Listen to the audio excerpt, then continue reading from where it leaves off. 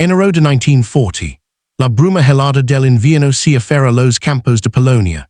Los ecos de las explosions aún retumban en la distancia, mezclándose con el crujido de la nieve bajo botas militares. Los soldados avanzan en silencio, respirations visibles en el aire gélido, mientras los tanques Leopard Alameins emergen lentamente entre la niebla, sombras gigantescas que proyectan miedo y orden. A miles de kilómetros, en las costas de Dunkirk, los barcos de evacuación esperan, cargados de jovens británicos exhaustos, con los ojos vacíos y la ropa empapada de frío y humedad. Cada instante cuenta. Cada decisión puede significar la diferencia entre la vida y la muerte. En los cielos, los aviones de combate rascan las nubes, lanzando bombas que cambian el curso de la guerra en segundos, mientras en los cuarteles generals y estrategas observan mapas, discuten posiciones y calculan movimientos que alterarán fronteras y destinos. Este es el mundo de la Segunda Guerra Mundial, un conflicto donde la estrategia se encuentra con el caos, y donde cada batalla puede decidir no solo territorios, sino el futuro de millones de vidas. Desde estos momentos decisivos, la historia comenzará a desplegarse. A finales de la década de 1930, Europa estaba al borde de un colapso. Tras la humiliación de la Primera Guerra Mundial, Alemania, bajo el liderazgo de Adolf Hitler, buscaba restaurar su poder, expandir territorio y reclamar lo que consideraba su derecho histórico. El Tratado de Versalles había dejado cicatrices profundas, y el partido nazi capitalizó el descontento nacional, prometiendo recuperar el orgullo perdido. En septiembre de 1939, la invasión de Polonia marcó el inicio de un conflicto que se extendería a todos los continentes, la Segunda Guerra Mundial. Mientras Alemania avanzaba con una precisión militar asombrosa, combinando la velocidad de los tanques, panzer con el apoyo de la Luftwaffe, las potencias occidentales permanecían divididas y reactivas. Francia y el Reino Unido declararon la guerra, pero sus estrategias eran todavía torpes y descoordinadas. Los ejércitos estaban formados por soldados jóvenes y experimentados, con equipos que reflejaban la transición tecnológica de la época. Rifles Mauser, ametralladoras MG-34, tanques ligeros y pesados, y aviones de combate que podían decidir la suerte de una región en cuestión de horas. En el este, la Unión Soviética observaba con cautela, formando el pacto Molotov-Ribbentrop con Alemania, un acuerdo que garantizaba la paz temporal y la división de territorios en Europa del Este. Polonia se convirtió en el primer tablero de ajedrez del conflicto global, una nación atrapada entre gigantes que luchaban por poder y supervivencia. Los bombardeos sobre Varsovia no eran solo ataques militares, sino mensajes estratégicos. Alemania demostraba su capacidad de golpear rápida y decisivamente, utilizando una combinación de artillería, aviación y movilidad blindada que revolucionaría el concepto de guerra. Mientras tanto, en el este, Francia fortificaba la línea Maginot, confiada en que sus defensas podrían detener cualquier avance alemán. Sin embargo, los altos mandos subestimaron la rapidez y flexibilidad del Blitzkrieg, un enfoque que priorizaba la velocidad, la sorpresa y la coordinación entre fuerzas terrestres y aéreas. Los soldados franceses, entrenados y disciplinados, enfrentaban un enemigo cuya movilidad y táctica desafiaban todo lo que habían aprendido en la Primera Guerra Mundial. Cada escaramuza, cada línea defensiva, se convertía en una prueba de resistencia, ingenio y voluntad. En el Mediterráneo y África del Norte, Italia, bajo Benito Mussolini, buscaba expandir su imperio colonial. Los ejércitos italianos avanzaban lentamente, enfrentando no solo a fuerzas locales, sino también a los duros desafíos del desierto y la logística. La Segunda Guerra Mundial no era solo una lucha de ejércitos, era una confrontación de economías, tecnología y recursos. Las decisiones políticas repercutían directamente en el campo de batalla. la coordinación entre frentes, la capacidad de suministrar tropas, y la rapidez en la toma de decisiones podían determinar la supervivencia de un ejército entero. En el ámbito tecnológico, 1939-1940 fue un periodo de transición. Los tanques evolucionaban en velocidad y potencia de fuego, los aviones de combate como el Messerschmitt Bf 109 redefinían la superioridad aérea, y la comunicación por radio permitía coordinación táctica sin precedentes. Cada innovación no solo aumentaba la efectividad de las fuerzas, sino que también transformaba la forma en que se concebía la guerra. La movilidad reemplazaba a la estática, la sorpresa a la previsibilidad. En esta época, la incertidumbre era la constante. Los soldados en el frente no sabían si el próximo ataque la guerra podría o ella. Los civiles, atrapados en ciudades y pueblos, vivían con la amenaza de bombardeos indiscriminados y ocupaciones repentinas. Los líderes militares, por su parte, enfrentaban dilemas estratégicos que combinarían conocimiento táctico, intuición y, muchas veces, puro instinto. Cada movimiento en el tablero europeo estaba cargado de riesgo. Cada decisión podía alterar el curso de la guerra de manera irreversible. A medida que enero de 1940 avanzaba, la guerra comenzaba a revelar su naturaleza global. No era un conflicto aislado, sino una serie de enfrentamientos interconectados que se influían mutuamente. Polonia, Francia, Alemania, la Unión Soviética y Marsella estaban atrapados en un ciclo de región y región, de ofensivas y defensivas, donde el fracaso de uno podía significar la oportunidad del otro. La guerra no era solo cuestión de estrategia, sino de resistencia humana, de liderazgo y de adaptación ante un enemigo que cambiaba constantemente. Estas condiciones sentaron las bases para las batallas críticas que definirían el destino de naciones enteras. Desde los campos helados de Polonia hasta las líneas fortificadas de Francia, la historia comenzaba a escribir capítulos que serían recordados por su intensidad, su innovación táctica y el precio humano que cobraron. Mientras Europa temblaba bajo la presión de los ejércitos alemanes, la guerra comenzaba a revelar su rostro más despiadado. El invierno de 1940 trajo consigo un silencio engañoso en algunos frentes, conocido como la guerra de broma o phony war, donde los combates directos eran limitados, pero la preparación estratégica y el movimiento de tropas eran frenéticos.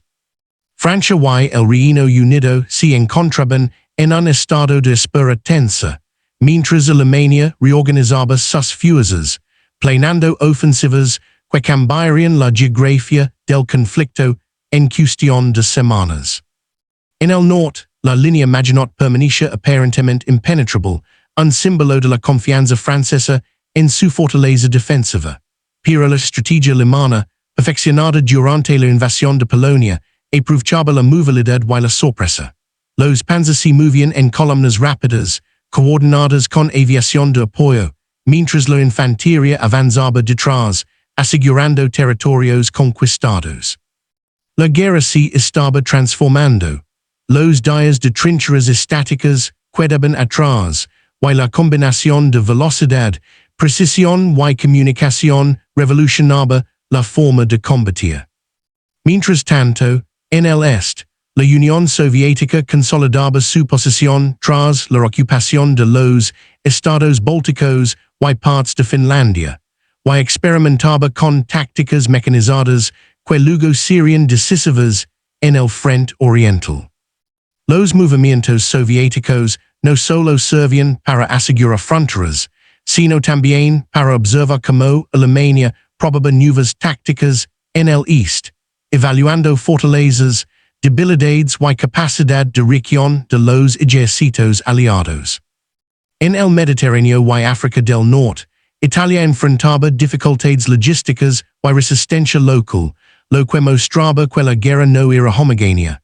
Cada título tenía sus propios desafíos, desiertos, montañas y costas presentaban obstáculos que podían alterar planes cuidadosamente diseñados. Además, la tecnología jugaba un papel clave. Los tanques italianos, más lentos y menos blindados que sus homólogos alemanes, demostraban la importancia de la innovación industrial y militar. La superioridad tecnológica se convertía en un multiplicador de fuerza, y quien no la poseía sufría consecuencias inmediatas en el campo de batalla. La guerra también comenzaba a afectar la vida cotidiana de millones de civiles. Las ciudades europeas se convertían en escenarios de evacuaciones masivas, refugiados y racionamientos estrictos. La amenaza aérea era omnipresente. Los bombarderos podían cambiar el curso de la guerra antes de que un ejército terrestre siquiera llegara al frente. La moral, tanto de soldados como de civiles, se convirtió en un recurso estratégico, y los líderes comenzaron a comprender que la guerra no se ganaba solo con soldados, sino con la capacidad de sostener una nación en medio del caos. En este contexto, surgieron las primeras batallas críticas que definirían la guerra en los años siguientes. La invasión alemana de Francia y los Países Bajos en mayo de 1940 no fue un ataque improvisado, sino el resultado de meses de planificación y estudios meticulosos de la geografía, la logística y la capacidad de respuesta del enemigo. Cada decisión, desde la ruta de los panzers hasta la asignación de aviación de apoyo, reflejaba la interconexión entre estrategia, tecnología y psicología de combate. Estos movimientos marcaron un cambio decisivo. La guerra ya no era un conflicto estático, sino un enfrentamiento global donde la movilidad, la inteligencia y la innovación determinaban victorias y derrotas. Las fuerzas aliadas se encontraban en aprietos, obligadas a adaptarse a un enemigo que redefinía constantemente las reglas del combate. Cada acción, cada contraataque, cada retirada estratégica estaba cargada de riesgo, y cada era podía costar miles de vidas en cuestión de horas. Así, mientras los ejércitos se preparaban para los enfrentamientos que cambiarían fronteras y destinos, se estaba gestando el escenario de las batallas decisivas de la Segunda Guerra Mundial. Desde las carreteras inundadas de Bélgica hasta los bosques de Ardenas, el conflicto comenzaba a desplegar su intensidad, preparando al mundo para enfrentar momentos de tensión extrema, decisiones críticas y actos de heroísmo y sacrificio que marcarían la historia para siempre. En los campos de batalla de Europa, los soldados enfrentaban un frío que penetraba los huesos y un miedo que penetraba la mente. Jóvenes de 18 años, muchos sin experiencia previa, marchaban hacia líneas de fuego donde cada paso podía ser el último. En Dunkirk, la evacuación de las tropas británicas se convirtió en un desfile de resistencia y desesperación. Hombres exhaustos, cubiertos de barro y sangre, esperaban su turno para subir a barcos que se adentraban en aguas peligrosas, amenazadas por la Luftwaffe. Cada rostro contaba una historia de supervivencia, de pérdida y de esperanza tenue, en un mundo donde la guerra no hacía distinción entre edad, nacionalidad o rango militar. En Polonia y Francia, los civiles vivían atrapados entre la ocupación y los bombardeos. Familias enteras eran desplazadas de sus hogares, caminando durante kilómetros con lo poco que podían cargar. Las ciudades destruidas por las bombas eran testigos silenciosos de la tragedia humana, niños corriendo entre escombros, mujeres levando agua y alimentos, y ancianos que simplemente observaban cómo sus vidas se desmoronaban. La guerra no solo se medía en kilómetros conquistados o tanques destruidos, sino en el impacto emocional y psicológico sobre quienes no tenían poder de decisión, pero cuya existencia dependía de sobrevivir cada día. Desde el punto de vista militar, la Segunda Guerra Mundial redefinió la guerra moderna. La táctica alemana del Blitzkrieg combinaba velocidad, sorpresa y coordinación entre fuerzas terrestres y aéreas. Los panzer, apoyados por artillería móvil y aviación de combate, podían penetrar líneas defensivas previamente consideradas impenetrables. En Francia, las divisiones alemanas atravesaron el bosque de las Ardenas, una región considerada demasiado difícil para el movimiento masivo de tropas. Esta maniobra estratégica rompió las líneas aliadas y puso en evidencia que la movilidad y la flexibilidad podían superar cualquier fortificación estática. Las fuerzas aliadas, aunque disciplinadas y numerosas, enfrentaban dificultades para adaptarse. La línea Maginot, un símbolo de fortaleza, demostró ser vulnerable ante un enemigo que priorizaba la innovación sobre la tradición. Cada escaramuza, cada retirada estratégica, requería decisiones rápidas y precisas, donde el conocimiento del terreno y la sincronización de unidades eran cruciales.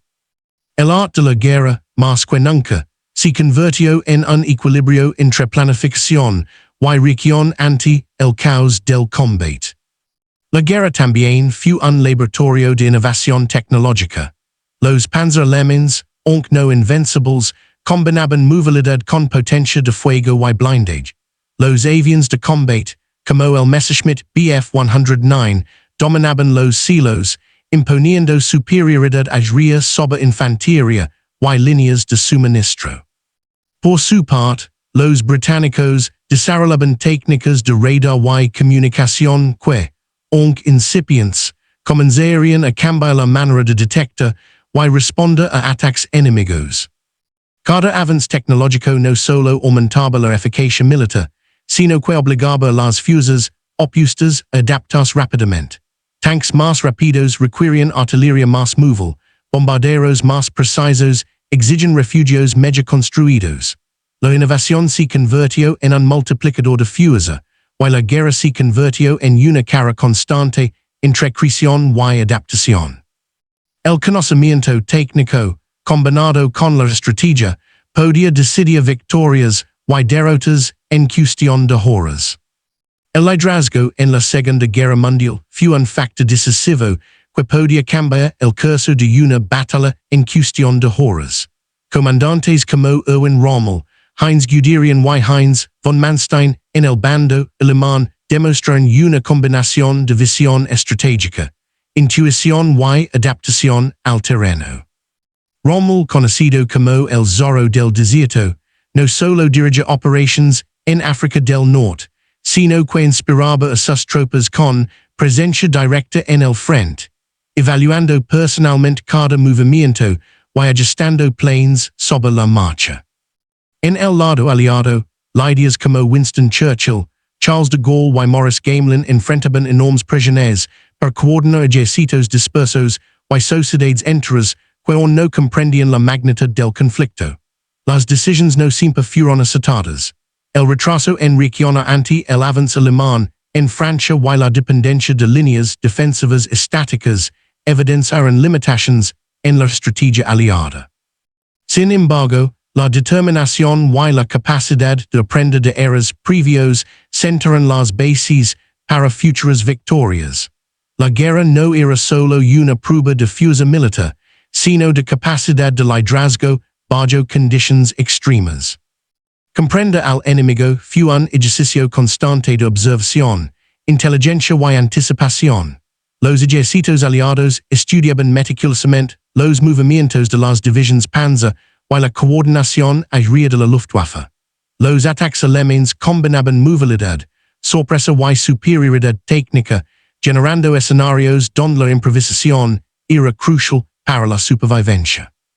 Cada ofensiva del eje obligaba a replantear defensas y estrategias, y cada contraataque podía convertirse en una operación arriesgada, con consecuencias de gran magnitud. Desde la perspectiva alemana, los aliados eran un desafío impredecible. La dispersión de fuerzas, la dependencia de fortificaciones y la falta de coordinación inicial eran vulnerabilidades que explotaban sistemáticamente. Sin embargo, los errores tácticos, la subestimación del terreno, y la resiliencia de las tropas aliadas también demostraban que la guerra era un enfrentamiento constante de análisis y adaptación, donde la percepción del enemigo y la capacidad de anticiparse a sus movimientos eran tan importantes como la fuerza bruta. La Segunda Guerra Mundial también planteó dilemas morales que resonaron más allá del campo de batalla. La guerra afectaba directamente a millones de civiles, ciudades destruidas, desplazamientos forzados y pérdidas humanas masivas. En cada bombardeo, en cada ofensiva terrestre, se evidenciaba el costo humano de la estrategia militar. Los líderes se enfrentaban a decisiones éticas, sacrificar posiciones para proteger vidas, priorizar ofensivas rápidas o esperar oportunidades menos letales. Además, la propaganda y la información manipulada jugaron un papel crucial en moldear la percepción pública, mantener la moral de las tropas y justificar decisiones impopulares. La guerra se convirtió en un escenario donde el límite entre la estrategia y la humanidad era constantemente cuestionado. La victoria no solo dependía de la habilidad militar, sino también de cómo cada nación enfrentaba la responsabilidad de la vida y la muerte de millones de personas bajo su influencia. Estas perspectivas, humana, táctica, tecnológica del liderazgo, enemigo y moral, se entrelazan en un mismo tejido histórico, revelando la complejidad de cada batalla. No existen decisiones simples, y cada acción repercute en múltiples frentes, preparando el escenario para los momentos de tensión máxima que definirían el curso de la Segunda Guerra Mundial. Mayo de 1940, los bosques de las Ardenas, densos y traicioneros, se convirtieron en escenario de un cambio decisivo. Las tropas alemanas avanzaban con precisión quirúrgica. Las columnas de panzer, rápidas y coordinadas, atravesaban caminos que los aliados consideraban imposibles de usar para un ataque masivo. Cada tanque que avanzaba aplastaba no solo terreno, sino la confianza de un ejército que se había apoyado en la seguridad de la línea Maginot. En Francia, el general Gamelin observaba los mapas con creciente desesperación. Las fuerzas francesas y británicas intentaban reorganizarse, pero el enemigo había elegido el terreno, el momento y la velocidad. La coordinación aérea alemana derribaba puntos estratégicos y retrasaba cualquier intento de contraataque. Los soldados en el frente, atrapados entre artillería y tanques, avanzaban con cautela, conscientes de que cada era podía ser fatal. Las órdenes llegaban con retraso, y la comunicación fragmentaria multiplicaba la confusión. Mientras tanto, en Dunkirk, la situación alcanzaba un punto crítico. La evacuación se convirtió en una operación desesperada contra reloj. Barcos de pesca, mercantes y buques de la Marina Real Británica recogían a miles de soldados exhaustos, mientras la Luftwaffe atacaba sin piedad desde el cielo. Cada instante contaba, cada era podía significar la pérdida de miles de vidas. La Operación Dínamo, como se conocía, se transformó en un ejemplo de resiliencia y coordinación en medio del caos. En el este, la ofensiva soviética, en los estados bálticos y en Finlandia demostraba que la guerra no era un fenómeno aislado. La movilidad y la capacidad de maniobra definían resultados, y los líderes observaban atentamente cada desarrollo, ajustando tácticas y planes según la experiencia de otros frentes. La guerra se había convertido en un juego de anticipación, donde el tiempo y la rapidez de decisión eran más letales que la artillería misma. La importancia de estas semanas de mayo de 1940 no radicaba solo en la conquista territorial, sino en la redefinición del concepto de victoria y derrota. Francia que no solo por el poder de fuego alemán, sino por la combinación de velocidad, sorpresa y coordinación estratégica. La moral aliada se veía golpeada, mientras los comandantes trataban de aprender lecciones que serían cruciales para los años siguientes. Cada retirada, cada maniobra defensiva fallida, preparaba el terreno para la reorganización y eventual contraofensiva que transformaría la guerra en su fase final. En el ella, la Luftwaffe demostraba el impacto de la superioridad aérea. Bombardeos estratégicos sobre ciudades, líneas de suministro y concentraciones de tropas creaban un efecto psicológico devastador. Los soldados aliados no solo enfrentaban tanques y fusiles, enfrentaban la incertidumbre, la destrucción constante y la sensación de vulnerabilidad en un frente que parecía interminable. La guerra había alcanzado un nivel donde la planificación detallada y la innovación tecnológica eran tan decisivas como el coraje individual. El clímax de estas operaciones se manifestaba en la combinación perfecta de táctica, liderazgo y adaptación, la rapidez con la que Alemania rompió las defensas francesas, la eficiencia de la evacuación en Dunkirk y la capacidad de las tropas para reaccionar ante condiciones extremas marcaron un punto de inflexión. La Segunda Guerra Mundial entraba en una fase donde la iniciativa, la inteligencia y la coordinación podían decidir destinos enteros, y donde la historia comenzaba a escribirse en los nombres de lugares, fechas y decisiones críticas que definirían generaciones.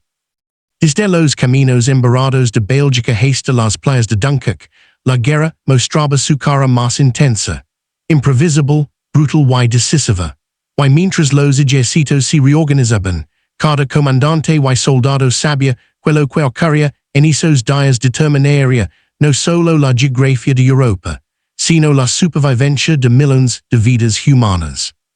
A medida que junio de 1940 avanzaba, la ofensiva alemana alcanzaba su máxima intensidad. París estaba al borde del colapso, y las unidades francesas, agitadas y fragmentadas, intentaban contener un avance implacable. Las columnas de panzer, ahora reforzadas por divisiones mecanizadas adicionales, penetraban más allá del río Somme, dejando atrás destrucción y confusión. Cada ciudad capturada representaba no solo un triunfo estratégico, sino un golpe psicológico a los aliados. En Dunkirk, la evacuación continuaba bajo condiciones extremas. Los soldados británicos y franceses, cargando heridas y fatiga, se agolpaban en mules improvisados, mientras torpedos y bombas caían en las aguas cercanas. Barcos de todos los tamaños, desde grandes buques de guerra hasta pequeñas embarcaciones de pesca, se convirtieron en salvavidas flotantes. La operación, considerada un milagro logístico, permitió rescatar a más de 338,000 soldados. Sin embargo, esta victoria parcial estaba marcada por pérdidas significativas de equipo, vehículos y artillería pesada, que dejaban a las fuerzas aliadas en una posición vulnerable para futuras confrontaciones. En el frente terrestre, la coordinación alemana entre infantería, blindados y artillería permitió que los ataques se movieran con una precisión inusitada. Cada ofensiva estaba calculada para explotar las debilidades de las defensas francesas y británicas. Los mapas de comando mostraban avances rápidos, y los oficiales alemanes, desde el cuartel general, ajustaban las órdenes en tiempo real para maximizar impacto y minimizar retrasos. Esta capacidad de adaptación instantánea convirtió a las fuerzas del eje en un adversario casi imparable en esos momentos críticos. Mientras tanto, la moral aliada sufría un golpe devastador. Las noticias de la caída de Bruselas o el colapso de las líneas defensivas llegaron a Londres y París como advertencias de que la guerra había cambiado radicalmente. Churchill, en discursos memorables, instaba la resistencia y la preparación para una guerra prolongada, enfatizando que la supervivencia dependía de la capacidad de reorganizarse y aprender de los errores recientes. Cada ciudad caída, cada unidad derrotada, se convirtió en una lección dolorosa sobre la importancia de la estrategia, la innovación y la resistencia colectiva. El clímax de estas semanas se manifiesta en la combinación de decisiones individuales y movimientos colectivos. Los generales alemanes demostraban que la iniciativa podía decidia el destino de un ejército entero. Cada maniobra era una coreografía calculada, don la velocidad de los panzer, la precisión de la artillería y la cobertura funcionaban como un solo cuerpo. Del otro lado, los líderes aliados aprendían que la guerra no podía ganarse únicamente con superioridad numérica. La coordinación, la inteligencia y la moral eran armas tan importantes como cualquier cañón o tanque. En el cielo, la Luftwaffe continuaba imponiendo su dominio. Los bombardeos sobre puntos estratégicos y rutas de suministro bloqueaban cualquier intento de reorganización aliada, mostrando que la guerra moderna dependía de controlar los tres dominios: tierra, mar y aire. La coordinación de ataques aéreos y terrestres transformó la manera en que se concebía la guerra. La superioridad técnica, junto con la rapidez de decisión, se convirtió en la piedra angular de la victoria. Al final de junio de 1940, Francia se rendía oficialmente. La firma del armisticio en Campigny simbolizó no solo la derrota territorial, sino la redefinición de la guerra en Europa Occidental. Los soldados alemanes avanzaban con confianza, mientras las fuerzas aliadas comenzaban a reorganizarse desde los restos de Dunkirk. Este momento decisivo demostró que la guerra podía cambiar radicalmente en cuestión de semanas, dependiendo de la combinación de estrategia, innovación y resistencia humana. La caída de Francia y la evacuación de Dunkirk marcaron un antes y un después en la Segunda Guerra Mundial. Estas semanas no solo determinaron la geografía inmediata del conflicto, sino que establecieron las bases para las futuras ofensivas aliadas, el fortalecimiento de la resistencia y la reconfiguración del esfuerzo militar en los años siguientes.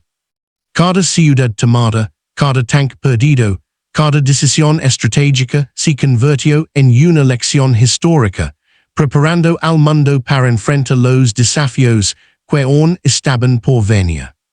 Así desde los bosques de las Ardenas hasta las playas de Dunkirk, la guerra alcanzó su clímax.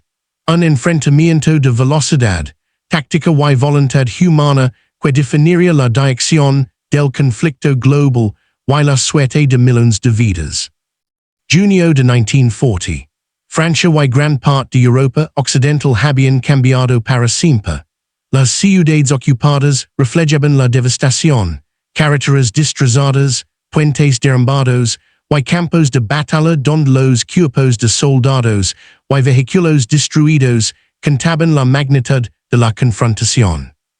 La firma del armisticio en Campigny no solo representaba una rendición formal, sino la confirmación de que la guerra había redefinido la geografía política y militar del continente. La evacuación de Dunkirk, aunque un éxito logístico notable, dejó a los aliados con pérdidas significativas en equipo pesado, artillería, vehículos blindados y suministros cruciales quedaban atrás. Mientras los soldados rescatados debían reorganizarse y rearmarse rápidamente. La operación salvavidas, pero subió la vulnerabilidad aliada ante la rapidez y coordinación del Blitzkrieg.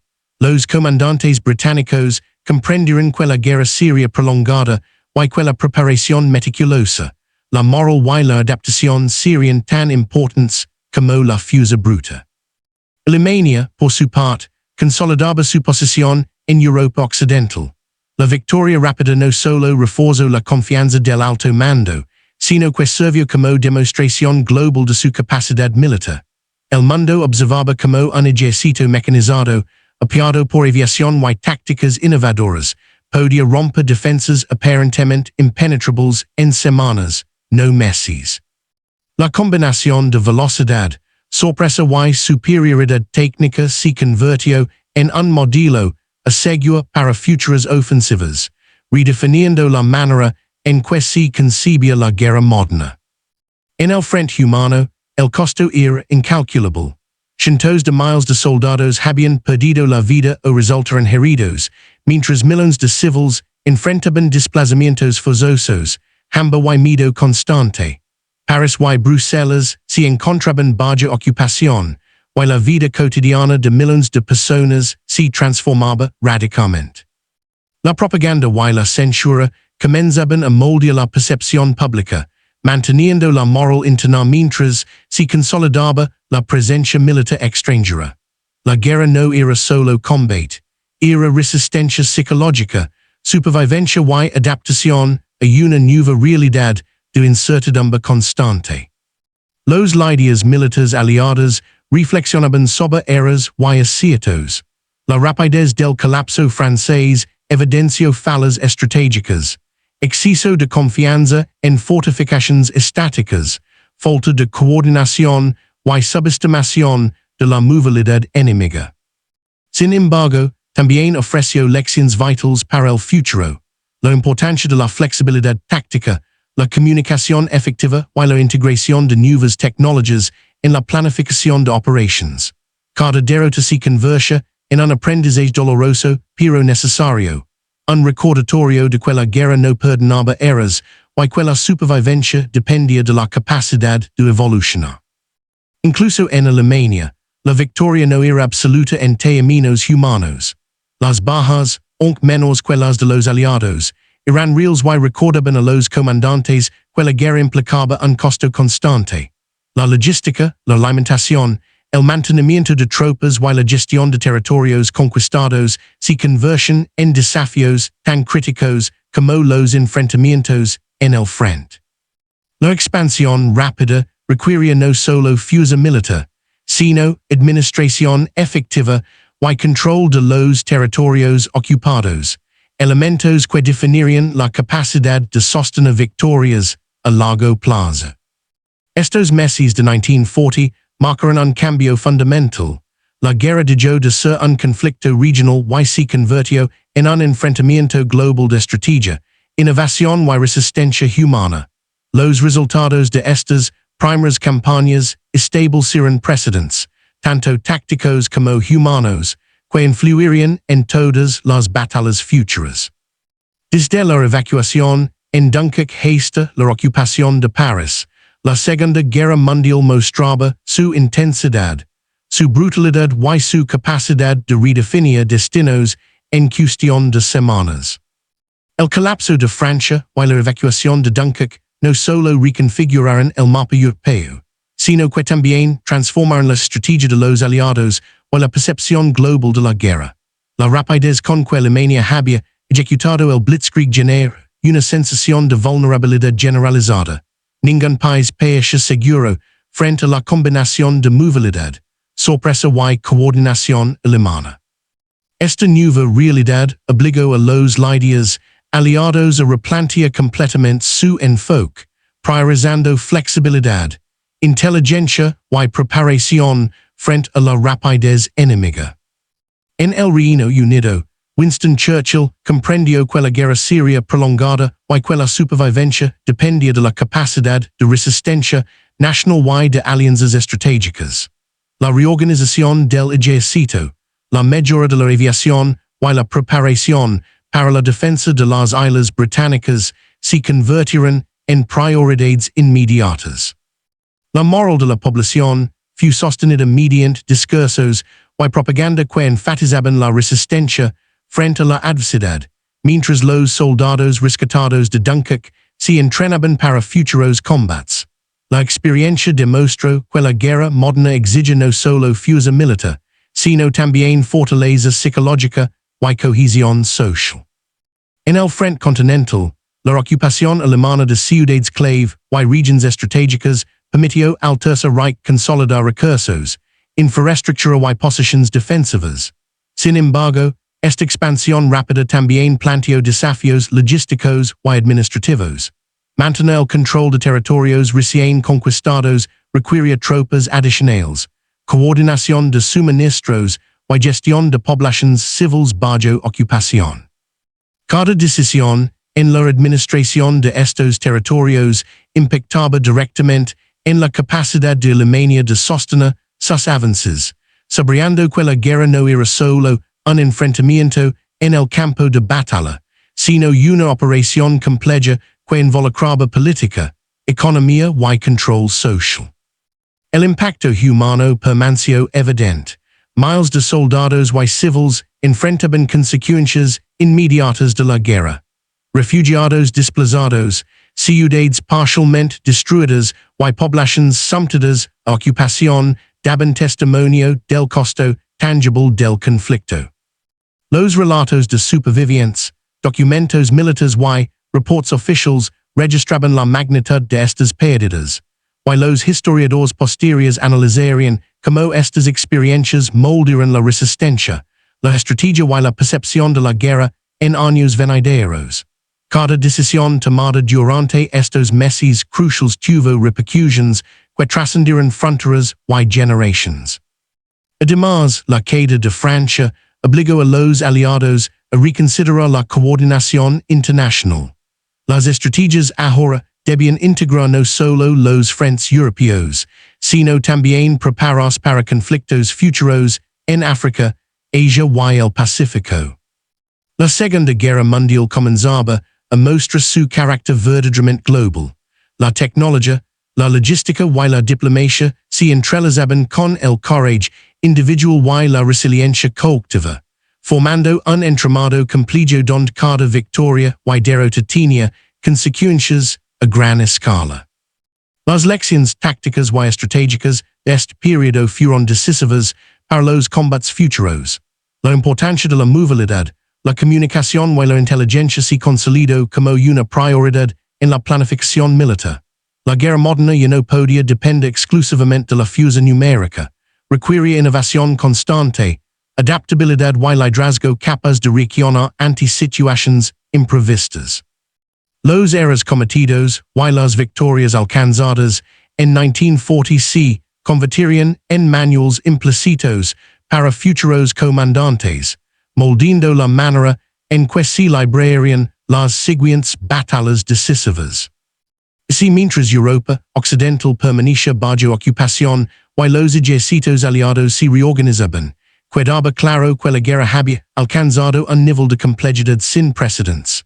Los eventos de Dunkirk, Paris y los frentes del norte demostraron que cada decisión, cada movimiento de tropas y cada innovación tecnológica podían cambiar el curso de la historia.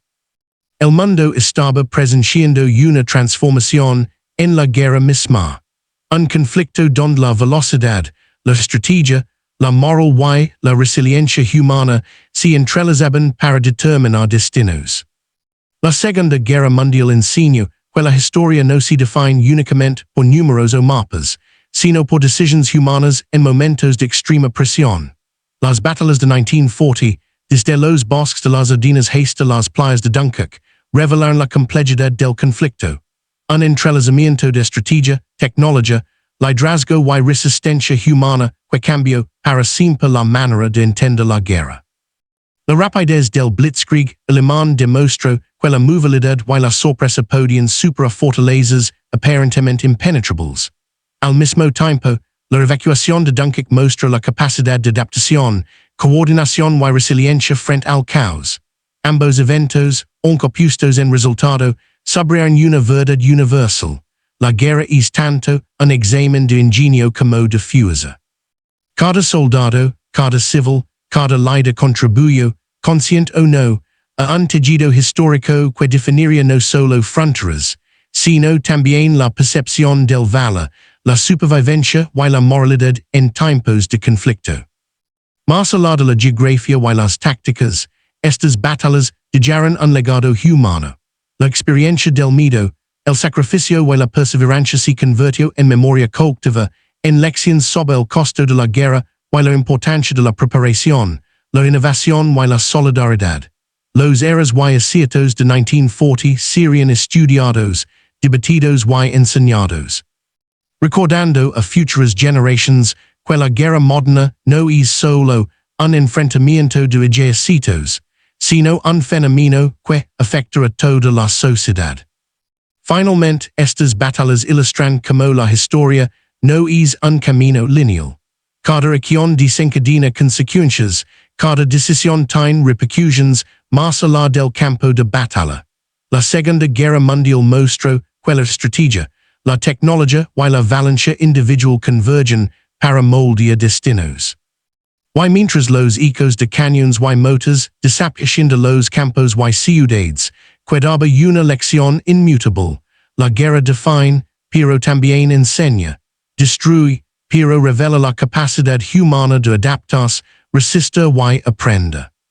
Así termina este capítulo de la historia, con un recordatorio silencioso de que cada batalla, ganada o perdida, es una narrativa de humanidad, estrategia y resiliencia que sigue resonando en nuestra comprensión del pasado y en las decisiones que moldean nuestro futuro.